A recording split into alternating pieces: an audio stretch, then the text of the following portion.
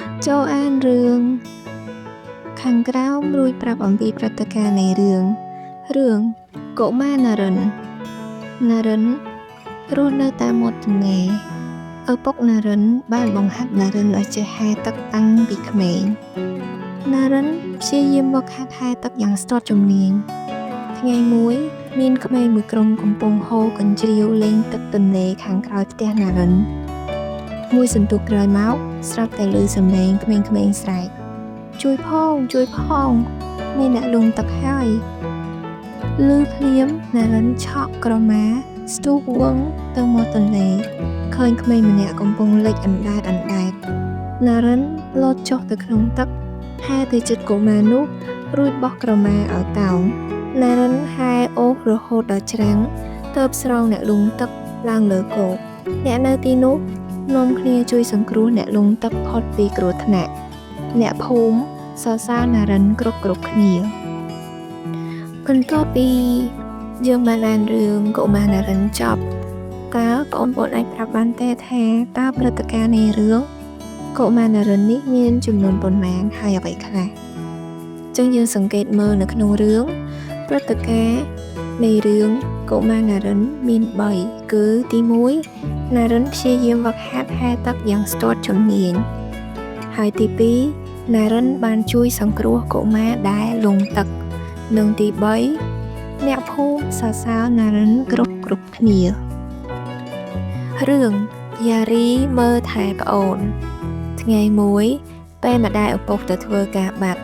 យ៉ារីនៅចាំផ្ទះមើលថែប្អូនតូច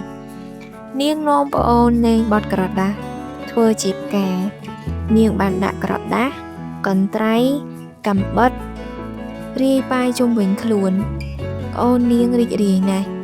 វាចុះឡើងតាមឆក់ដណ្ដើមក្រដាសកាំបិតកន្ត្រៃពីបងនៅពេលយ៉ារីមិនបានប្រយ័ត្នប្អូននាងឆក់ចាប់ត្រូវមុខកាំបិតមុតដៃហូរឈាមបន្តិចប្អូននាងយំយ៉ាងខ្លាំងយ៉ារីភ័យណាស់ស្ទុះទៅយកអាកុលនិងសម្លៃមកលាងឈាមចេញរួចយកបង់រុំរបួសឲ្យប្អូនពេលម្ដាយឪពុកត្រឡប់ពីធ្វើការវិញយ៉ារីនិយាយរឿងនេះប្រាប់ពួកគាត់ម្ដាយឪពុកនាងមិនបន្ទោសនាងទេតែគាត់ណែនាំយ៉ារីដោយពាក្យផ្អែមល្ហែមកូនដឹងទេការលេងដោយប្រើវត្ថុមានមុខមុតចុងស្រួចវានាំឲ្យមានគ្រោះថ្នាក់បើយើងមិនប្រុងប្រយ័ត្ននេះមុតត្រឹមកដៃចោះបើចុងកាំបិតត្រូវភ្នែកនោះគ្រោះថ្នាក់កាន់តែធំហើយថ្ងៃក្រោយពេលកូននាំប្អូនលេងកូនគួរជ្រើសល្បែងណាមានសុវត្ថិភាពនិងមានប្រយោជន៍ដូចជាការគូររូបផាត់ពណ៌ល្បែងសិក្សាតាក់ទងនឹងភាសាខ្មែរឬគណិតវិទ្យាជាដើមយ៉ារីឆ្លើយចាស់ម៉ាក់ខ្ញុំនឹងធ្វើតាមដំបូន្មាននេះសំណួរទី1តើយ៉ារីធ្វើអ្វីខ្លះនៅផ្ទះយ៉ារីបាននាំប្អូនលេងបត់ក្រដាសធ្វើផ្កាសំណួរទី2តើប្អូនយ៉ារីកើតរឿងអ្វីហេតុអ្វីចម្លើយប្អូនយ៉ារីបានមុតដៃនឹងកាំបិតព្រោះវាបានដណ្ដើមពីយ៉ារីសំណួរទី3តើម្ដាយយ៉ារីទូមាននាងដូចម្ដេចចម្លើយម្ដាយយ៉ារីទូមាននាងថាមិនឲ្យនាងលេងវត្ថុមានមុតចុងស្រួចវានាំឲ្យមានគ្រោះថ្នាក់បើយើងមិនប្រុងប្រយ័ត្នហើយឲ្យនាងចេះជ្រើសរើសល្បែងណាដែលមានសុវត្ថិភាពនិងមានប្រយោជន៍ដល់ខ្លួនយើងសំណួរទី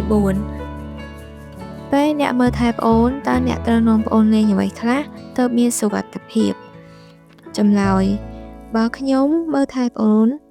ដើម្បីឲ្យមានសុវត្ថិភាពខ្ញុំត្រូវនាំប្អូនលេងល្បែងដែលតាក់ទងនឹងការសិក្សាដូចជាការគូរ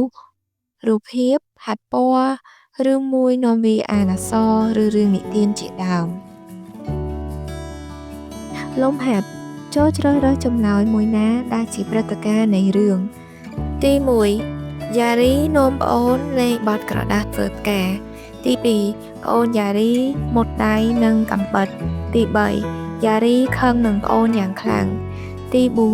4 យ៉ារីជំរាបម្ដាយពីរឿងប្អូនម្ដាយទី5ម្ដាយឪពុកបន្ទោសយ៉ារីទី6ម្ដាយទូន្មានយ៉ារីចម្លើយដែលជាព្រឹត្តិការណ៍នៃរឿងនេះមានទី1យ៉ារីនាំប្អូនលេងបាត់ក្រដាសធ្វើផ្កាទី2ប្អូនយ៉ារីមុតដៃនឹងកាំបិតទី4យ៉ារីជំរាបម្ដាយពីរឿងប្អូនមុតដៃនិងទី6ម្ដាយយ៉ារីទូន្មានយ៉ារី